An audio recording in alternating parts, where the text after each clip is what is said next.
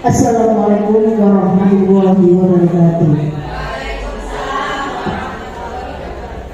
Salam dan bahagia yang berhormat Kepala SD Negeri Jalan 1, yang kami hormati rekan saya calon guru penggerak anak 9 Ibu Dian Purnamasari SPD, yang saya hormati Bapak Ibu guru SD Negeri Jalan 1 dan guru yang berbahagia. Pertama, mari kita memanjatkan rasa syukur kehadirat Allah Subhanahu wa Ta'ala atas segala rahmat, nikmat dan hidayahnya kepada kita sekalian, sehingga pada siang hari ini kita dapat berjumpa bersilaturahmi dalam acara diseminasi budaya positif yang diselenggarakan oleh SD Negeri Jalan 1 dalam keadaan sehat walafiat, tidak hanya suatu apapun.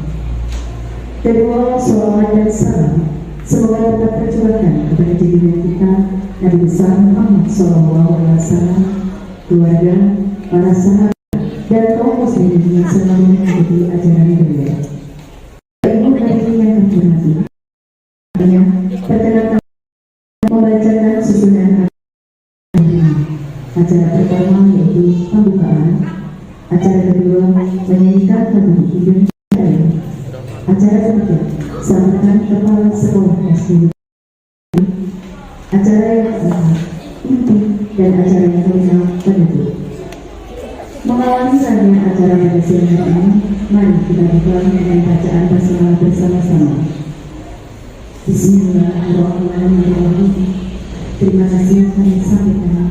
Semoga dengan bacaan basmalah tadi akan mengantarkan untuk mengikuti acara ini dari awal sampai selalu dalam ridho Allah dan tiada halangan suatu apapun. Acara kedua menyanyikan lagu Indonesia Raya yang akan dipimpin oleh Ibu Hadiah. Kepadanya disilakan.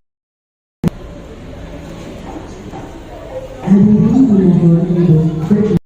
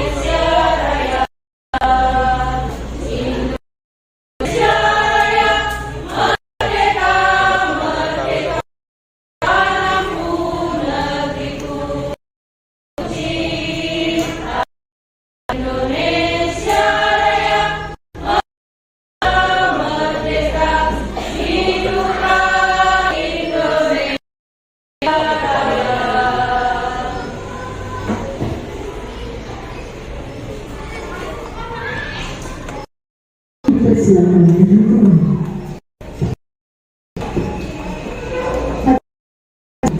sambutan yang akan disampaikan di Mustafa SPDSD. Silakan.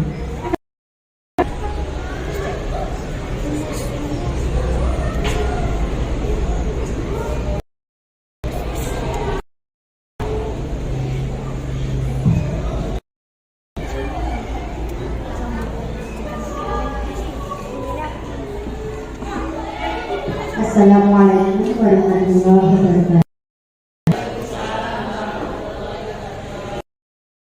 Yang saya hormati Bapak Ibu Pimpinan Satu, yang saya hormati Ibu Penggerak Angkatan 9. Pertama-tama kita bacakan Alhamdulillah Allah SWT bahwa pada siang hari ini kita dapat melaksanakan yang menjadi penggerak dari SD Negeri 1 yaitu tanpa adanya suatu apapun.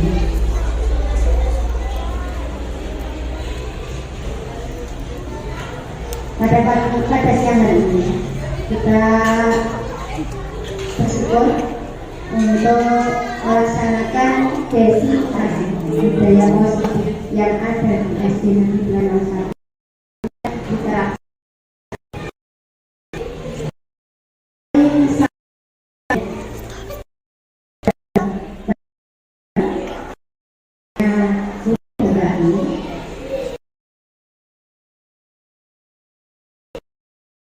guru dengan adanya guru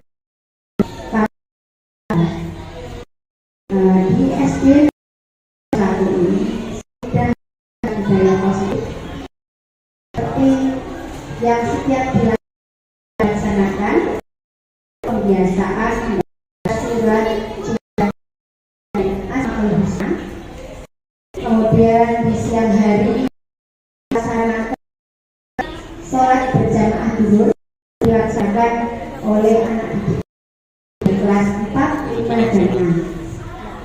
Alhamdulillah sudah terlaksana dengan baik. Selain itu menerapkan yang namanya 5S, yaitu senyum, sapa, salam, sopan, dan santun. Hal ini setiap hari sudah dilaksanakan. Dengan adanya ini semoga lebih meningkat lagi.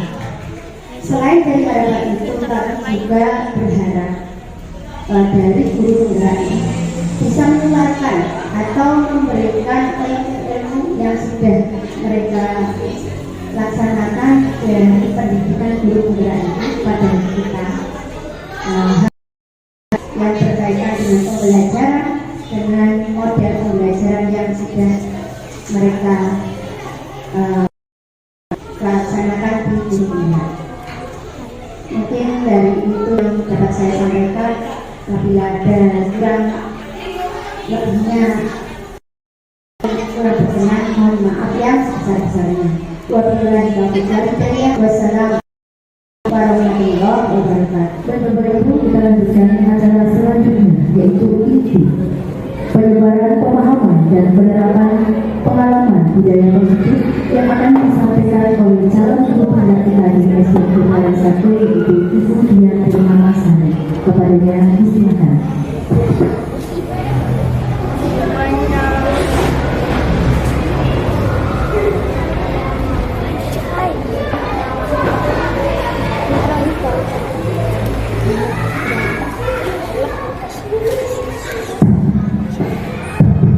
Assalamualaikum warahmatullahi wabarakatuh. Selamat siang rekan-rekan semuanya. Baik, sebelum memulai kegiatan kita diseminasi pada siang hari ini, kita awali dengan kegiatan SPI dulu. Mohon untuk berdiri, monggo. Jadi semuanya kita lakukan SPI. Tangannya gini semuanya. Nanti ketika saya bilang buka tutup, nanti tangannya buka ya. Oke. 1,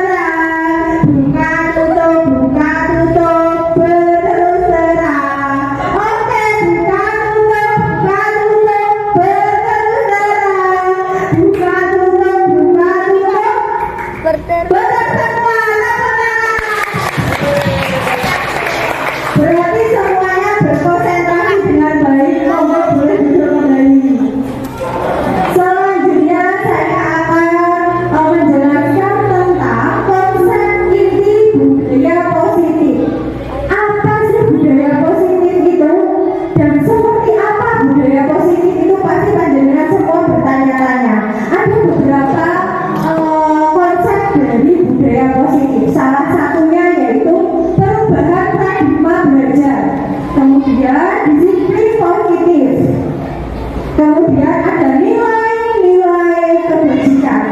Setelah itu ada juga kebutuhan dasar manusia. Selanjutnya yaitu motivasi dari perilaku manusia dan posisi kontrol guru. Selanjutnya ada juga keyakinan kelas dan segitiga restitusi.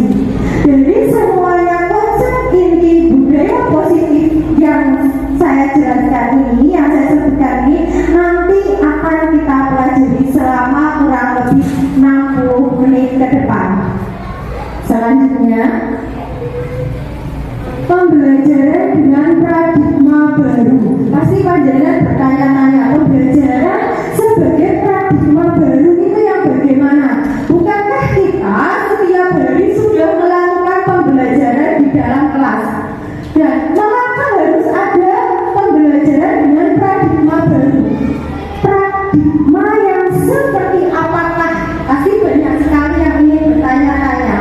Pembelajaran dengan paradigma baru merupakan pembelajaran yang dirancang berdasarkan prinsip pembelajaran berdiferensiasi, sehingga para peserta didik belajar sesuai kebutuhannya berdasarkan tahap perkembangan sesuai teori psikolog modern untuk mewujudkan profil pelajar Pancasila. Jadi ibu-ibu dan bapak-bapak, paradigma barunya yaitu ketika kita sebelumnya melakukan pembelajaran kan mau coba ngomongin muridku mudah apa enggak, bisa membaca atau tidak, sukanya menulis atau membaca, kita pukul rata ya pembelajarannya seperti itu.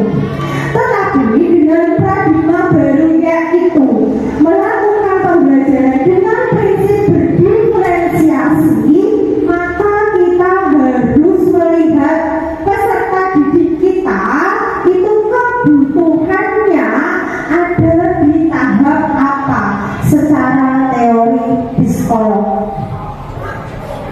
Dan tidak lupa juga kita harus mewujudkan profil pelajar Pancasila. Jadi tidak hanya melakukan pembelajaran yang berdiferensiasi saja. Wes yang penting ini saya moco, bukan yang moco, yang nulis, bukan menulis, tidak seperti itu. Atau yang membaca dicampur dengan yang menulis itu tidak seperti itu. Tapi kita juga harus mempertimbangkan dari profil pelajar Pancasilanya, yaitu ada 6. Yang pertama beriman, bertakwa kepada Tuhan Yang Maha Esa dan berakhlak mulia. Kemudian kebinekaan global. Selanjutnya ada juga gotong royong, kreativitas, mandiri dan bernalar kritis.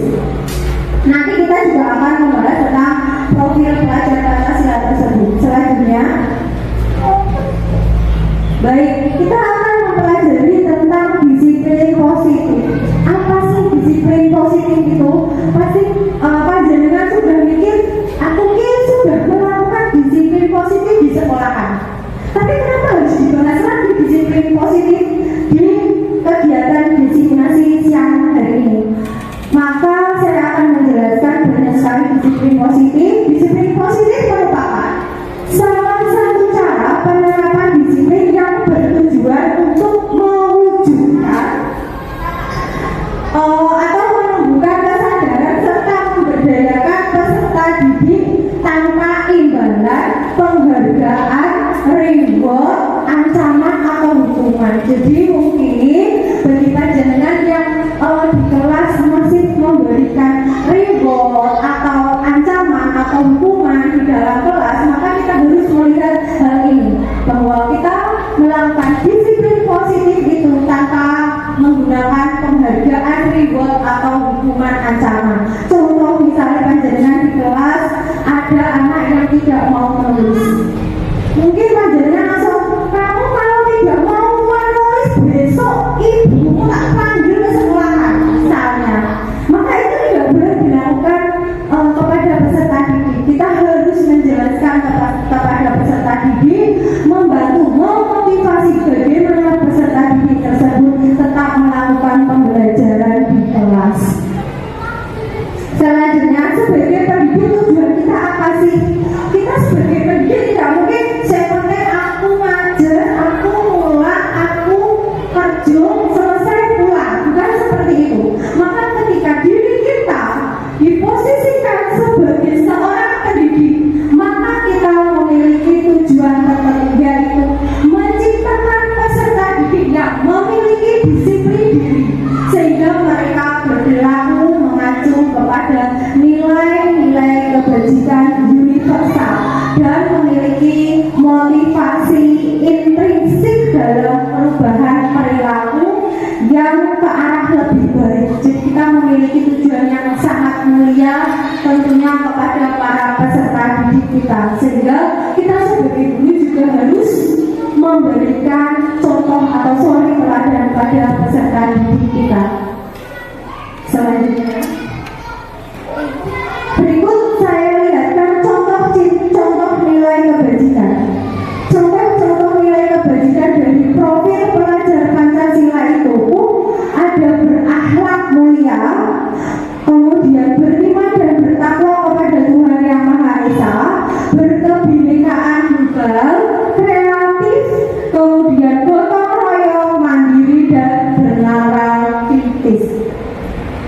Selanjutnya, contoh tadi sudah dilakukan kepada kita ya, yaitu berakhlak mulia dan berketuhanan Yang Maha Esa. Sudah kita lakukan di SD kita, salah satunya yaitu setiap pagi anak-anak melakukan pembiasaan membaca Asmaul Husna bersama-sama, kemudian dilanjut dengan membacakan surat-surat pendek, sehingga secara tidak langsung mereka menghafalkan surat-surat pendek setiap harinya, walaupun itu hanya 5-10 menit. Untuk mandiri dan gotong royong juga bisa dicontohkan setiap hari Jumat. Kita sudah melakukan kebersihan setiap hari, yaitu memungut sampah, membersihkan halaman sekolah.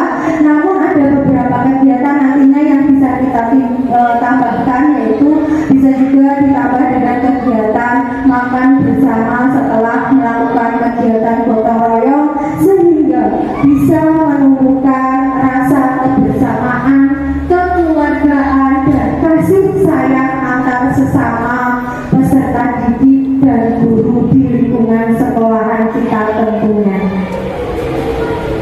Selanjutnya yaitu kebutuhan dasar manusia. Kebutuhan dasar manusia itu ada 5 kebutuhan dasar manusia, yaitu yang pertama kebutuhan untuk bertahan hidup. Pasti kalau langsung ada kata bertahan hidup itu pikiran kita makan, minum, ya pada, ya kan? Ya, maka di situ kebutuhan untuk bertahan hidup ya makan, pakaian, tempat tinggal, keamanan dan kesehatan. Selanjutnya ada lagi kebutuhan akan kasih sayang dan rasa diterima. Rasa diterima, dipedulikan, berbagi, kerjasama, dan menjadi bagian dalam kelompoknya. Jadi kalau kita dalam kelompok seperti ini contohnya, kita pasti merasa bahwa diri kita itu dipedulikan, diterima, kemudian diri kita berbagi dan saling bekerja sama, sehingga kegiatan diseminasi pada siang hari ini bisa berjalan dengan lancar. Tentunya pasti adanya campur tangan bantuan panjenengan semuanya. Kebebasan yang bagaimana? Yang mandiri, memiliki pilihan, mencoba hal baru, mampu mengendalikan arah dirinya. Jadi di situ kebebasannya tidak bebas begitu saja, tapi kita mampu mengendalikan arah diri, pada diri kita mau ke arah mana, dan memiliki pilihan tujuan tertentu. Selanjutnya penguasaan yang bagaimana?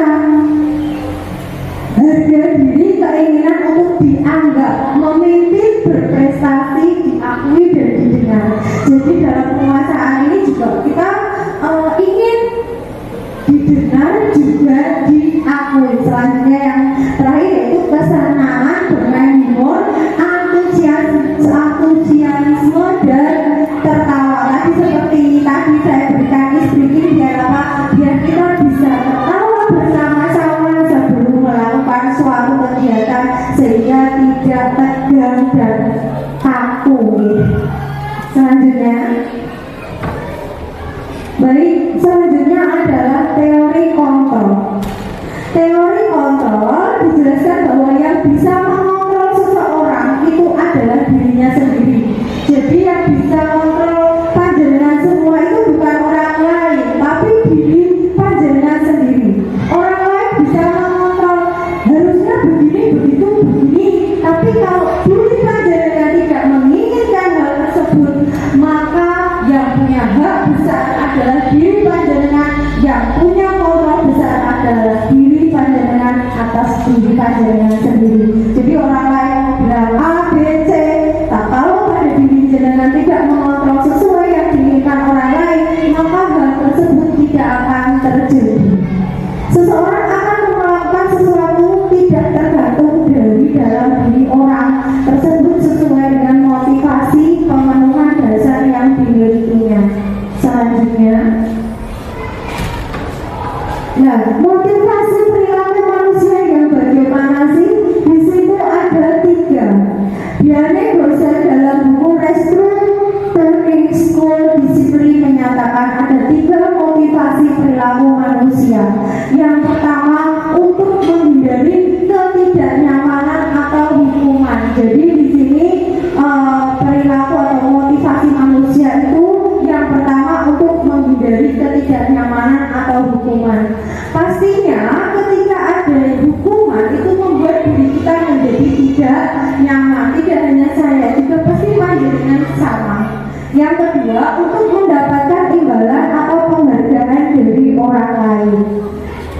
Yang ketiga yaitu untuk menjadi orang yang mereka inginkan dan menghargai diri sendiri dengan nilai-nilai yang mereka percaya.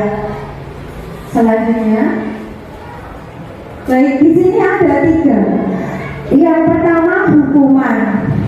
Hukuman itu sifatnya tidak terencana atau tiba-tiba. Contoh misalnya, murid panjenengan berangkat ke sekolah terlambat, masuk ke dalam kelas pun tentunya akan terlambat.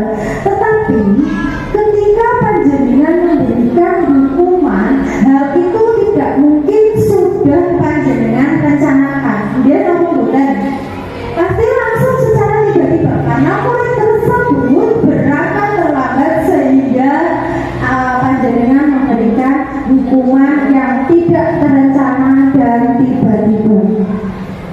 Yang kedua yaitu murid tidak akan tahu apa yang terjadi atau dilibatkan, moro-moro dihukum gitu saja. Selanjutnya, bersifat satu arah atau berupa hukuman fisik atau psikis. Karena kamu berangkat telat, silakan lagi muter lapangan 5 kali, moro-moro dihukum, melayu fisiknya kuat apa enggak, sudah sarapan apa belum, kita tidak tahu karena itu kan tidak berencana. Maka hukuman itu bersifat satu arah. Konsekuensi yang bagaimana? Konsekuensi tentunya pasti sudah yang pertama terencana dan disepakati sesuai peraturan. Contoh, di dalam kelas pasti panjenengan semua sudah menyepakati beberapa hal. Salah satunya, anak-anak yang tidak mengerjakan PR nanti hukumannya apa? Dia apa bukan? Pasti sudah ditanyakan kepada peserta didik sebelum mereka melanggar kesepakatan. Jadi peserta didik menjelaskan, Bu, kalau tidak mengerjakan PR dihukum, disuruh mengerjakan di luar kelas. Misalnya yang disepakati hal seperti itu, maka itu disebut sebuah konsekuensi dari apa yang mereka lakukan. Mereka akan diberikan hukuman yang sudah disepakati. Jadi berbeda antara hukuman dan konsekuensi, yaitu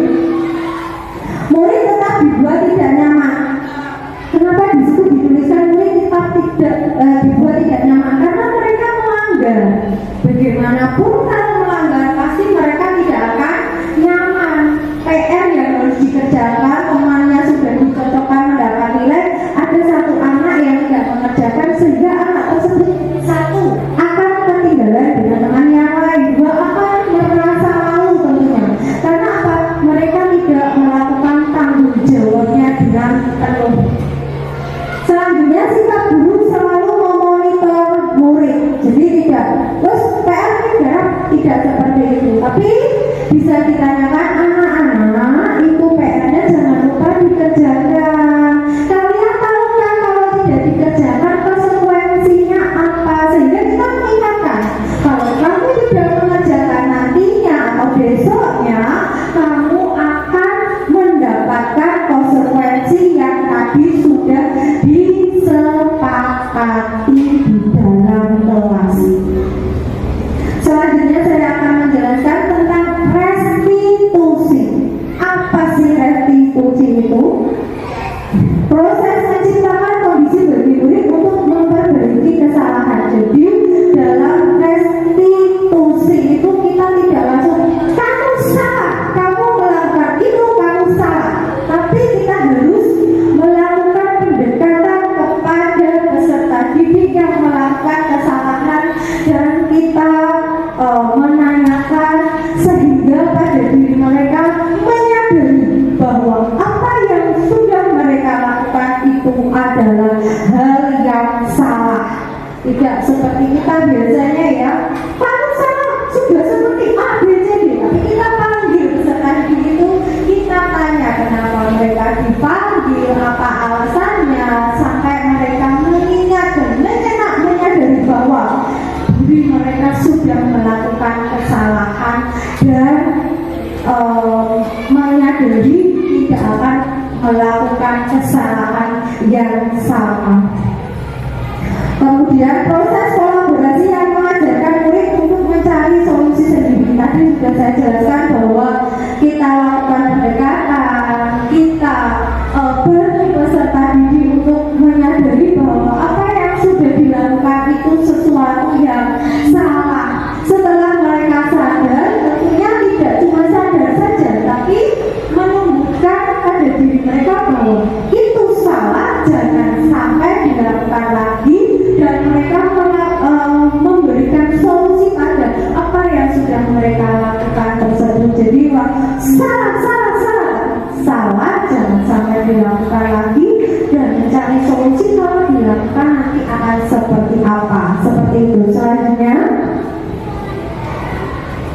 baik, posisi kontrol guru. Jika kita sudah menjelaskan peserta didik, tentunya di dalam kelas tidak hanya peserta didik saja, tapi juga ada kontrol gurunya. Tidak mungkin hanya siswa saja. Maka kita sebagai pendidik itu memiliki 5 kontrol di dalam kelas. Apa saja kontrolnya? Yang pertama, sebagai penghukum. Guru memiliki kontrol sebagai penghukum.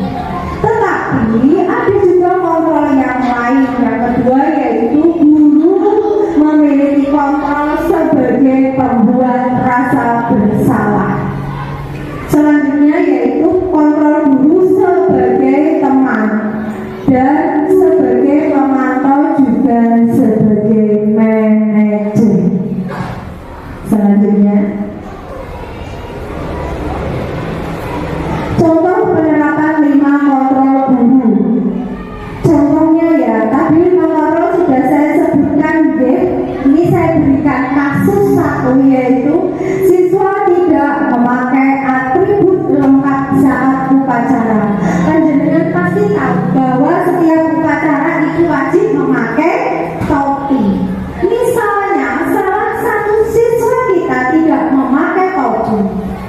Nah, kalau posisi kontrol kita sebagai penghukum, maka kita akan menyuruh kamu tidak memakai topi, maka kamu hormat pada bendera selama 1 jam. Cukup, karena kontrol kita sebagai penghukum. Namun ada 4 kontrol yang perlu saya jelaskan juga, di antaranya pembuat rasa bersalah. Bagaimana kita bisa menjadi kontrol pembuat masalah dengan kasus tersebut? Tentunya kita panggil peserta didik tersebut. Selanjutnya kita tanya, berapa kali ibu atau bapak sudah memberitahu kepada kamu bahwa kamu harus memakai topi ketika upacara? Misalnya anak bilang, kita keluar lagi, guru sangat kecewa sekali kepada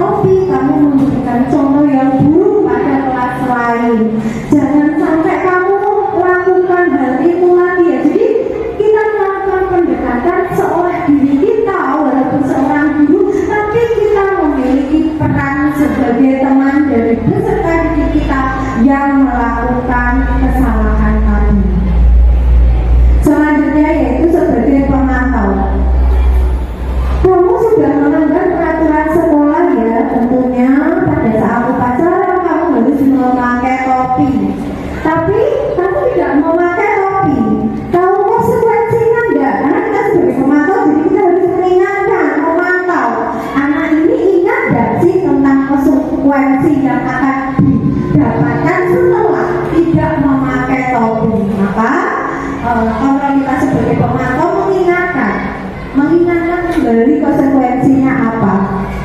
Kalau tidak memakai atribut lengkap topi tersebut pada saat upacara, maka peserta akan mengingat, ya Bu, kalau saya melakukan hal tersebut tidak memakai topi pada saat upacara, maka saya akan mendapatkan hukuman dari ibu dan bapak di dalam kelas nantinya.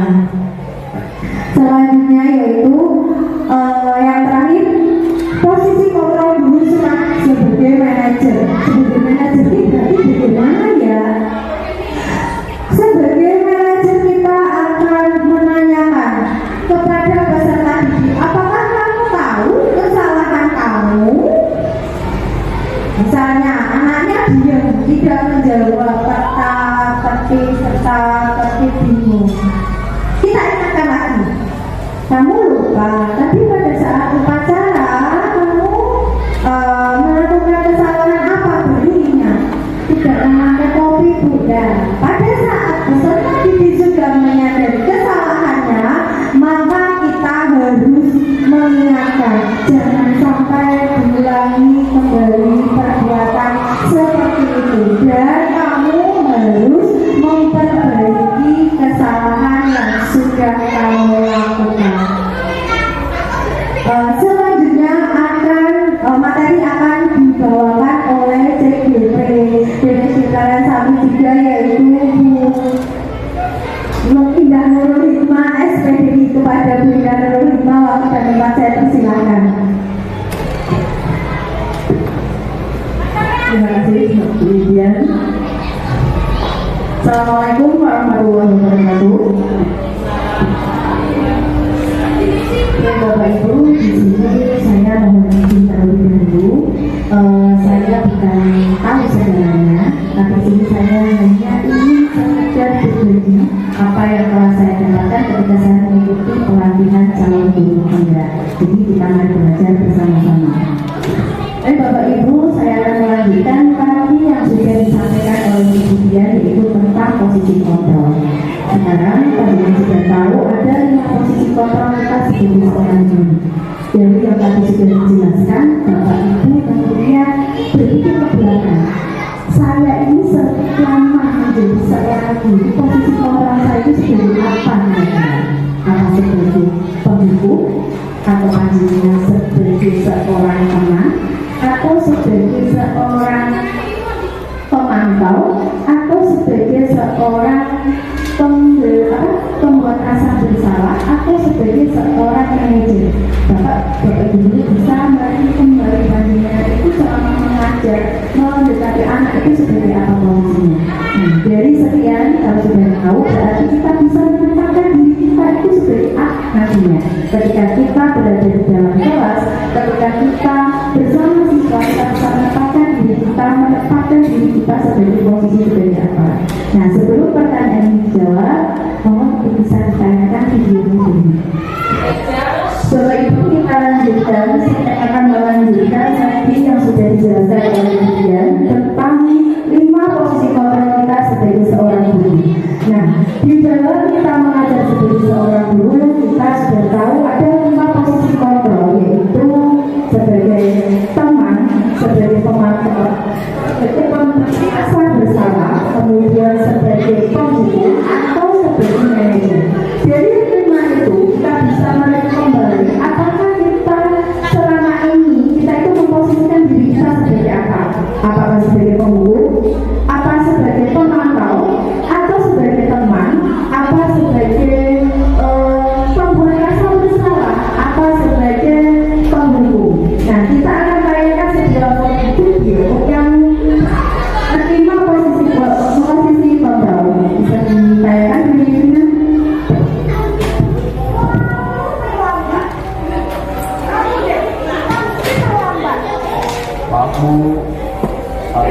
Stop. Nah, dari yang video yang saya tayangkan ini, kira-kira posisi kontrol apa seorang guru ketika ada anak yang terlambat, yang mengatakan satu saja terlambat, yang mengatakan melotot,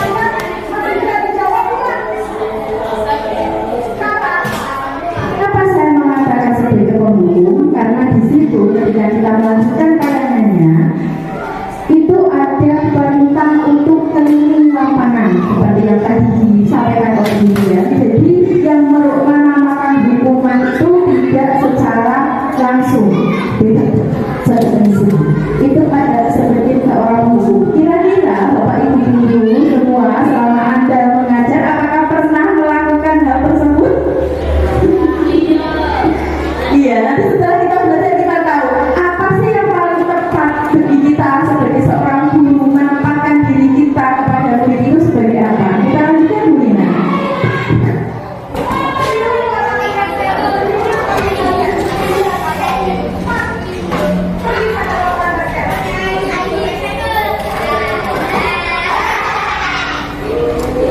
Karena yang kita prinsip kontrol kita sebagai pembuat merasa bersalah.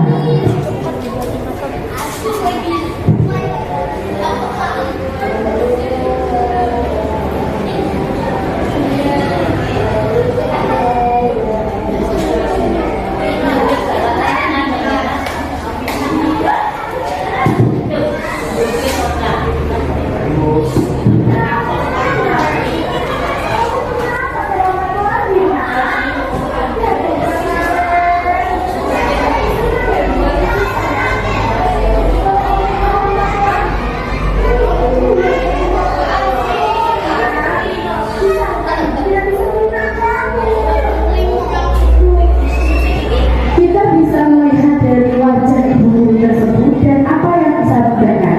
Maren, kita punya kesempatan lagi. Jadi seperti itu kita posisikan diri kita sebagai seorang pembuat rasa bersalah. Kamu tidak kasihan sama bu guru. Bu guru nanti ditegur sama kita semua.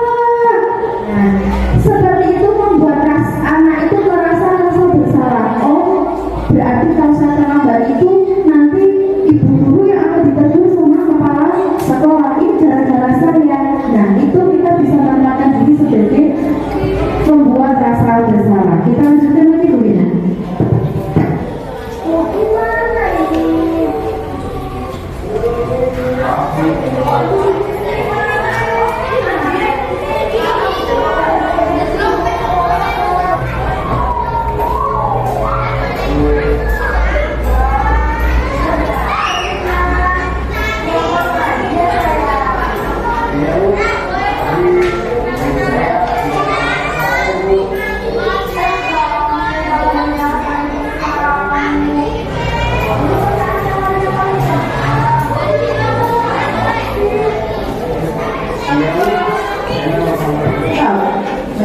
Jadi yang kita lihat video tersebut dari wajah, kemudian apa namanya menggunakan mata yang agak jenaka.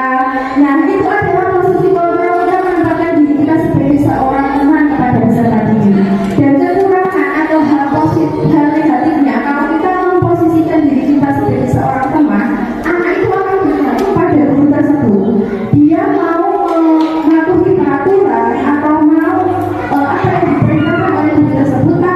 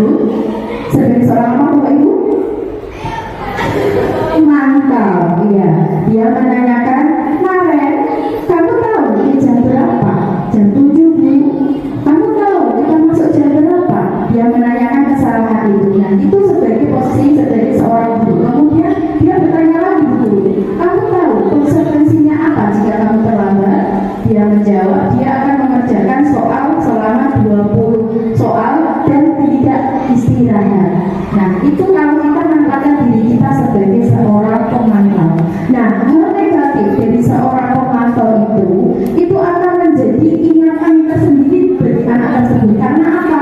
Bukan cara aku terlambat, aku tidak bisa istirahat.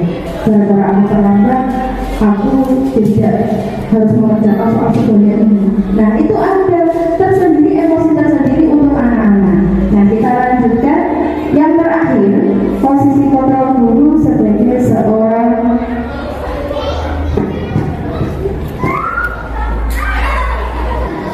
yang terakhir yaitu posisi kontrol kita sebagai seorang manajer. Jadi tadi sudah dijelaskan sama Ibu Dia, posisi manajer adalah posisi kontrol yang disarankan untuk membimbing murid. Jadi sebagai seorang guru ada 5 posisi kontrol, yaitu posisi kontrol sebagai teman, sebagai pembuku, sebagai pemantau, kemudian sebagai pembuat rasa bersalah, dan sebagai manajer. Jadi kelima itu kita yang paling tepat kita gunakan kira-kira posisi kontrol apa Bapak Ibu? Iya, sebagai seorang manajer. Kita kembali lagi ke PPT. Nah, dari yang tadi sudah disampaikan oleh Ibu Dia dan Mas Hari, ada 5 posisi kontrol. Tadi juga sudah dicontohkan. Nah, di sini ada beberapa pernyataan. Nah, kita jawab bersama-sama ya. Di sini ada pernyataan, saya kecewa sekali dengan kamu. Nah, pernyataan itu termasuk posisi kontrol apa kira-kira Bapak Ibu? Iya, pembuat rasa bersalah, karena ada kata-kata kecewa, sudah membuat guru kecewa. Nah, ketika guru mengatakan saya sudah membuat kecewa, nah pasti anak tersebut akan berpikir, aku sudah mengecewakan ibu guru. Kita lanjutkan lagi. Di situ ada pernyataan, kamu tidak benar melakukannya. Kamu tidak benar melakukannya. Kira-kira posisi kontrol apa?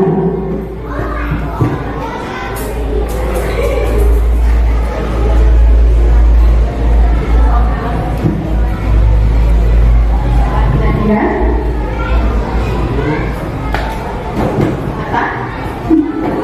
Kamu tidak benar melakukannya. Itu posisi kontrol sebagai seorang pembuku. Ya, kita lanjutkan lagi. Apa rencanamu untuk menyelesaikan masalah ini? Nah, kira-kira apa posisi kontrol apa? Apa rencanamu untuk menyelesaikan masalah ini? Ya, sebagai manajer, kita sebagai penempatan sebagai manajer, ketika kita bisa menanyakan apa yang membuat yang membuat anak tersebut melakukan sebuah kesalahan. Setelah kita meyakini, setelah kita mengetahui apa yang dilakukan itu penyebabnya apa, baru kita itu mendekati anak untuk memberikan solusi bagaimana cara penyelesaiannya. Contohnya dengan mengatakan, apa rencanamu untuk menyelesaikan masalah ini? Nah, ini adalah posisi kontrol guru sebagai manajer. Lanjut. Di sini ada pernyataan lagi. Ayolah lakukan diri Bapak Ibu ya. Nah, kira-kira posisi kontrol apa Bapak Ibu? Ya, sebagai teman. Ayolah lakukan diri Bapak Ibu ya. Nah, itu adalah sebagai posisi kontrol guru sebagai teman. Kita lanjutkan lagi. Ada pernyataan, kamu tidak pernah mendapatkan nilai jika tidak mengerjakan tugas. Nah, kira-kira posisi kontrol apa? Iya, pemantau. Seperti tadi yang dicontohkan, film yang tadi itu kan anak disuruh mengerjakan soal dan tidak istirahat. Baik Bapak Ibu, ini materi tentang 5 posisi kontrol. Jadi sekarang Bapak Ibu sudah paham 5 posisi kontrol seorang guru itu ada 5. Dan setelah Bapak Ibu tahu posisi kontrol sebagai teman itu seperti apa, posisi kontrol sebagai seorang pemantau itu seperti apa, kemudian posisi kontrol guru sebagai pembuat rasa bersalah itu seperti apa, dan sebagai manajer itu seperti apa, panjenengan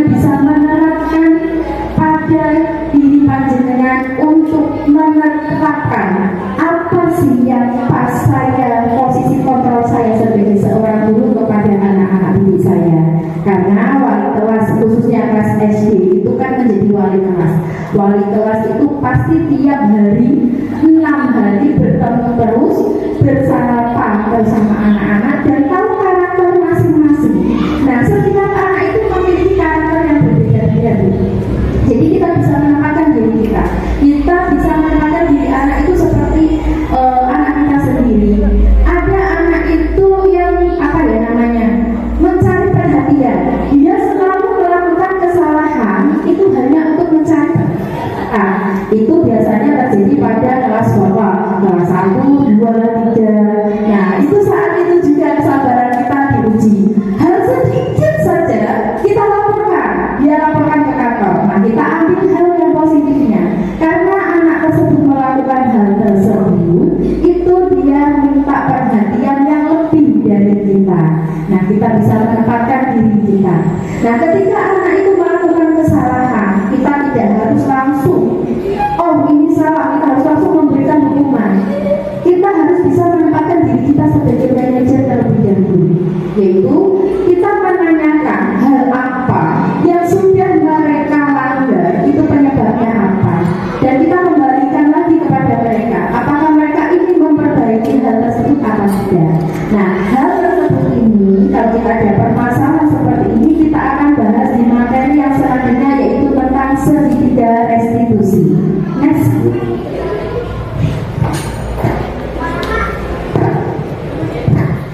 Ya Bapak Ibu, sebelum saya akan menjelaskan tentang keyakinan kelas. Ya Bapak Ibu, yang dinamakan keyakinan kelas adalah nilai-nilai kebajikan yang diyakini oleh warga kelas untuk menumbuhkan motivasi internal dan budaya positif di kelas. Nah Bapak Ibu, saya ingin bertanya terlebih dahulu, apakah Bapak Ibu sudah pernah melaksanakan keyakinan kelas di dalam kelas panjenengan masing-masing? Sudah pernah? Apakah sudah menerapkan? Sudah. Nah, kenapa kita menggunakan keyakinan kelas, Bapak Ibu? Kenapa tidak peraturan kelas? Kenapa kita menggunakan keyakinan? Kata-kata keyakinan. Kenapa kita tidak ganti saja dengan peraturan?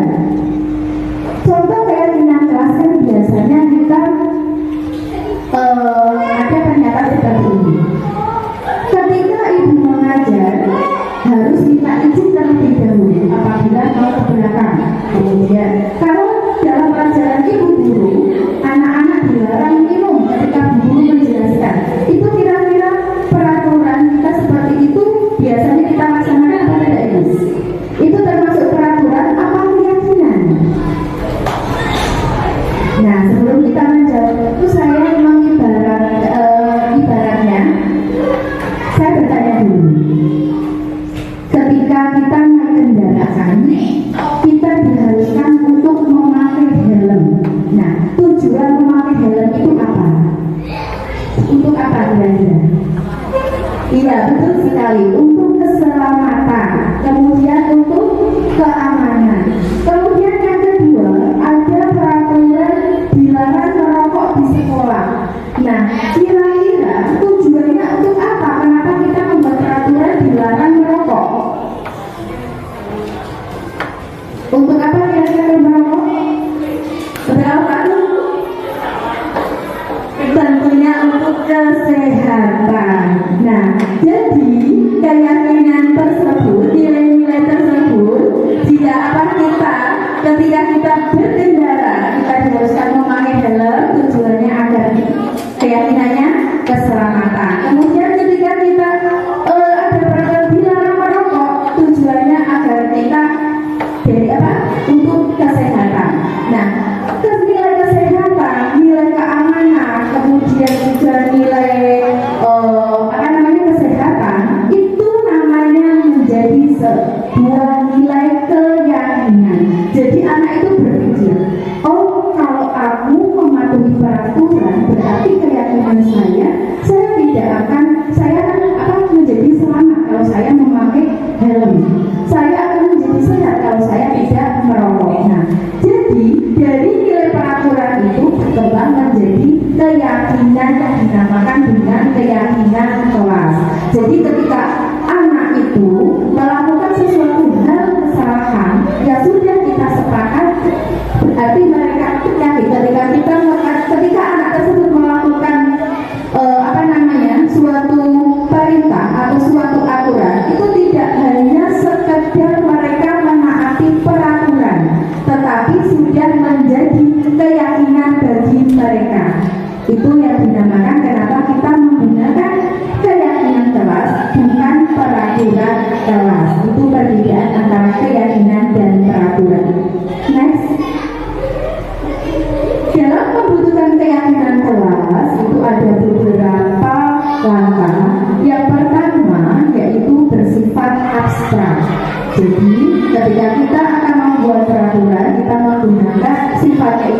bersifat abstrak Bapak Ibu.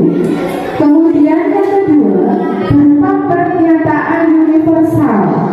Dan yang ketiga dibuat dalam pernyataan yang positif. Di mana-mana yang namanya keyakinan kelas itu dibuat dengan pernyataan positif. Yang keempat, sedikit saja agar mudah diingat. Jadi jangan terlalu panjang. Kalau kita membuat peraturan kelas itu atau keyakinan kelas jangan terlalu panjang. Sedikit tetap bisa dipahami oleh anak. Kan disiplin. Nah, disiplin itu sudah meliputi disiplin berpakaian. Nah, disiplin waktu, datang ke dalam kelas tepat waktu. Itu sudah meliputi disiplin. Jadi kita buat saja keyakinan kelas disiplin. Itu sudah meliputi disiplin waktu dan disiplin berpakaian. Disiplin berpakaian ketika hari Senin berpakaiannya merah putih, kemudian berdasi. Hari Selasa, hari Rabu sama Kamis berpakaian batik. Jumat Sabtu berpakaian pramuka lengkap, kaos kaki hitam, sepatu hitam. Nah itu sudah disiplin.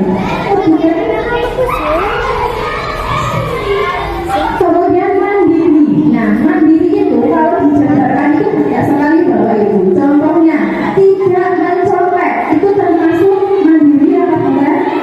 Mandiri karena mengerjakan sendiri. Kemudian selain disiplin, mandiri, menjaga kebersihan. Kita membuat keyakinan kelas menjaga kebersihan.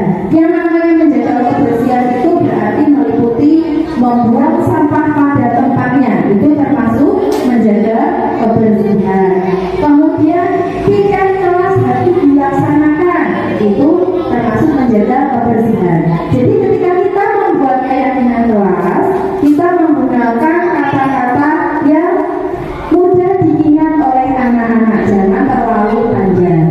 Kemudian yang kelima, sesuai dengan kondisi kelas dan sekolah. Tentunya ketika kita membuat keyakinan kelas, kita sesuaikan dengan kondisi kelas dan sekolah yang ada pada sekolah kita. Yang keenam, semua warga sekolah atau warga kelas dilibatkan saat membuat keyakinan kelas.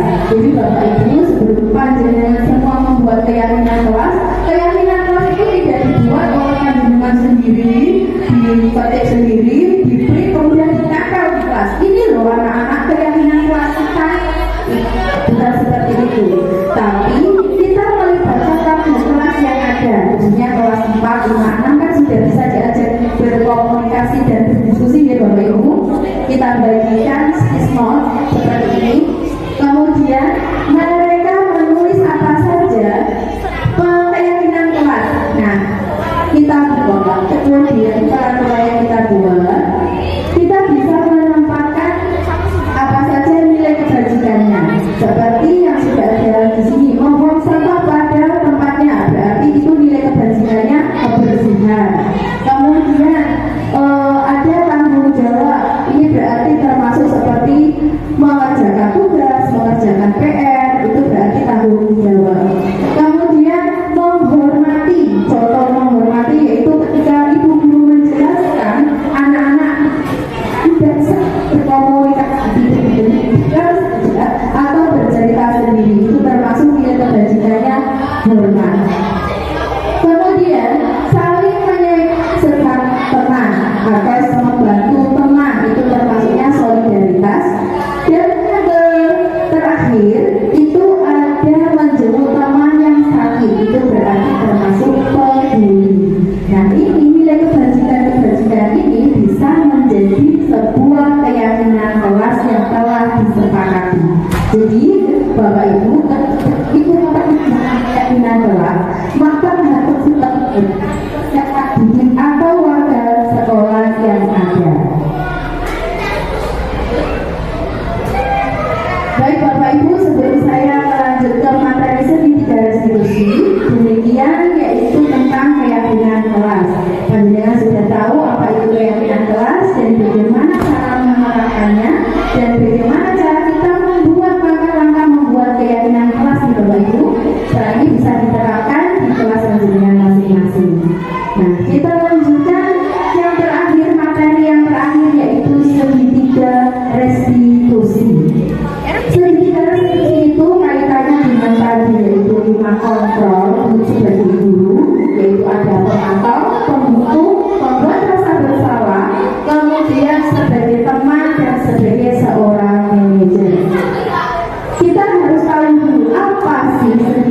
restitusi tersebut.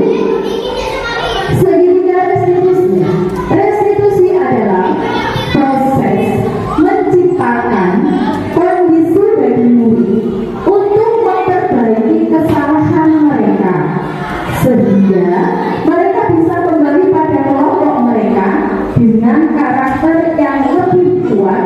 Atau restitusi juga merupakan proses kolaboratif yang mengajarkan murid untuk mencari solusi untuk masalah mereka dan membantu murid berpikir tentang orang seperti apa yang mereka ingin menjadi atau tujuan mulianya dan bagaimana mereka harus memperlakukan orang lain. Segitiga restitusi adalah alur untuk menegakkan keyakinan bersama di dalam kelas atau sekolah. Nah, Bapak Ibu, di dalam kita mengajar atau di lingkungan sekolah, pasti kita menemukan peserta didik yang melanggar peraturan. Contohnya apa, Bapak Ibu? Yang sering peserta didik kita melanggar aturan yang sering dilanggar. Ya, datang terlambat sekolah. Nah, bagaimana kita menangani anak yang sering sekali terlambat untuk masuk sekolah? Next dulu. Ada 3 unsur ketika kita akan melakukan segitiga restitusi. Yang pertama, yaitu menstabilkan identitas. Yang dinamakan menstabilkan identitas itu, kita menanyai anak dulu. Contohnya, berbuat salah itu tidak apa-apa. Tidak ada manusia yang sempurna. Saya ingin mencari solusi dari permasalahan ini. Nah, nanti saya akan jelaskan setelah Bapak Ibu melihat tayangan atau video. Nanti saya akan memperlihatkan video lagi tentang penerapan segitiga restitusi. Sebelumnya saya jelaskan dulu tentang unsur restitusinya. Yang kedua, validasi tindakan yang salah. Nah, dalam validasi tindakan yang salah, biasanya kita akan mengatakan seperti ini. Kamu pasti punya alasan mengapa melakukan hal tersebut. Ya, bisa terlihat kamu merasa senang dengan hal yang kamu lakukan, tapi jadinya kamu merugikan orang lain. Nah, itu malah berarti kita menempatkan diri kita untuk memvalidasi tindakan yang salah. Kemudian yang ketiga, menanyakan keyakinan. Contohnya, ketika kita menanyakan keyakinan kepada murid kita yang melakukan kesalahan, apa keyakinan kelas yang kita percayai? Kemudian, keyakinan apa yang belum kamu tunjukkan?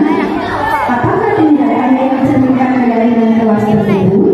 Nah, dari unsur 3 restitusi tersebut, Bapak Ibu, menstabilkan identitas, validasi tindakan yang salah, kemudian menanyakan keyakinan.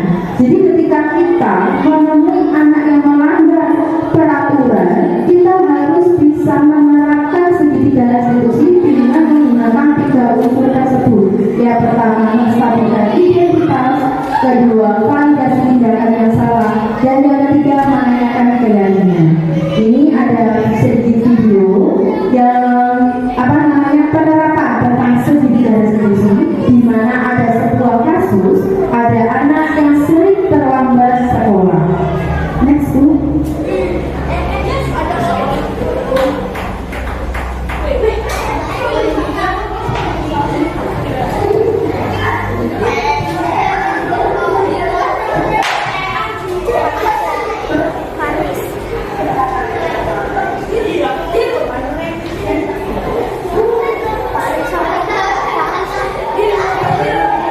Nah, di situ ada siswa yang sering datang terlambat. Nah, saya menanyakan, kata Bu, kan kamu sering terlambat? Dia jawab, iya Bu. Kamu tahu terlambat itu sesuatu yang salah? Iya Bu. Apa kira-kira yang sudah dilanggar? Dia juga menjawab, yang dilanggarnya adalah disiplin. Lagi.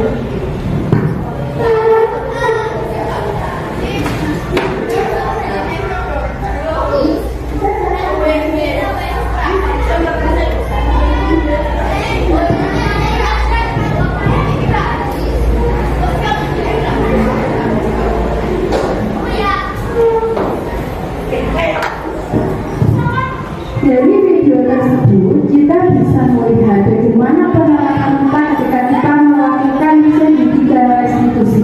Yang pertama, menanyakan kesalahan. Yang kedua, menanyakan apa yang sudah keyakinan apa yang sudah dilanggarnya. Dan yang ketiga, kita harus bisa memberikan solusi untuk permasalahan yang ada. Dan kita tidak lupa menanyakan kesalahan apa yang sudah dilakukan.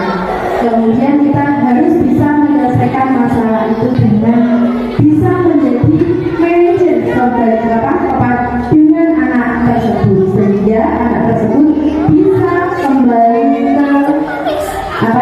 ke kedisiplinan yang lebih baik dan tidak melanggar peraturan lagi. Nah, itu Bapak Ibu contoh penerapan tentang segitiga restitusi, bisa ditayangkan lagi sampai selesai.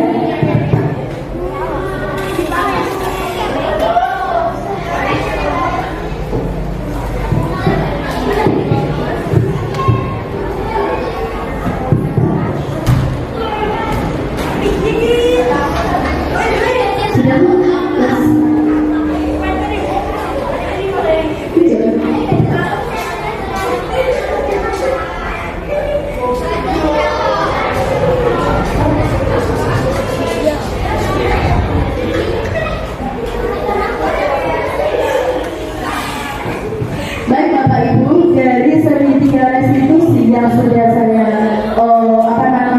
tayangkan, di mana ada seorang siswa yang melanggar peraturan yaitu berupa pelanggaran tentang kedisiplinan karena dia sering sekali terlambat sekolah, dan ternyata dari video yang kita tayangkan itu permasalahan yang dialami, dia sering sekali tidur terlalu malam karena melihat HP.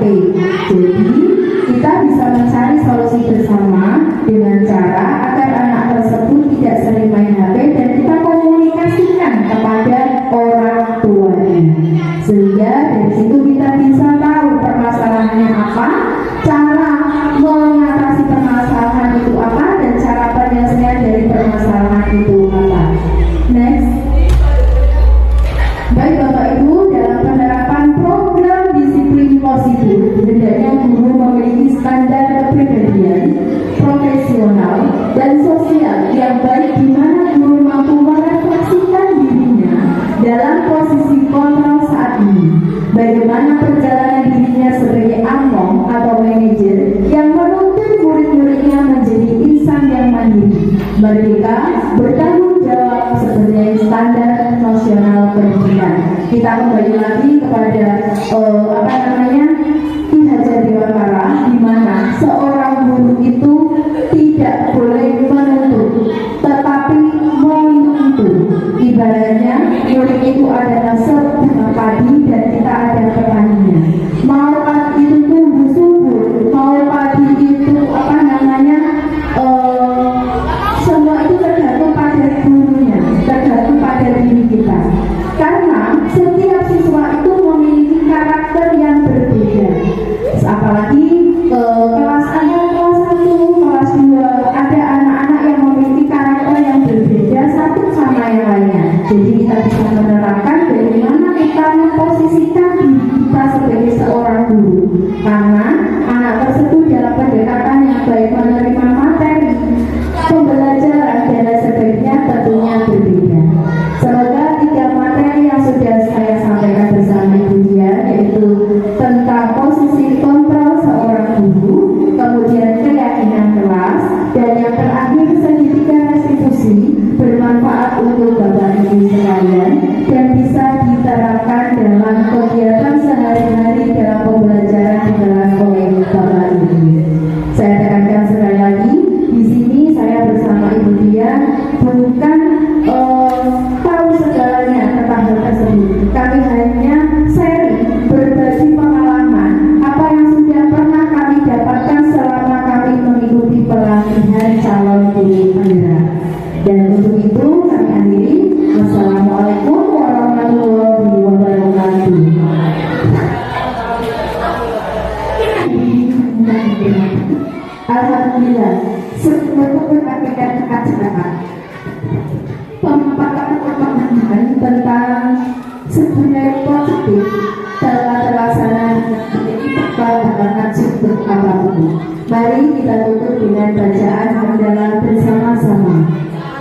Alhamdulillahirobbilalamin.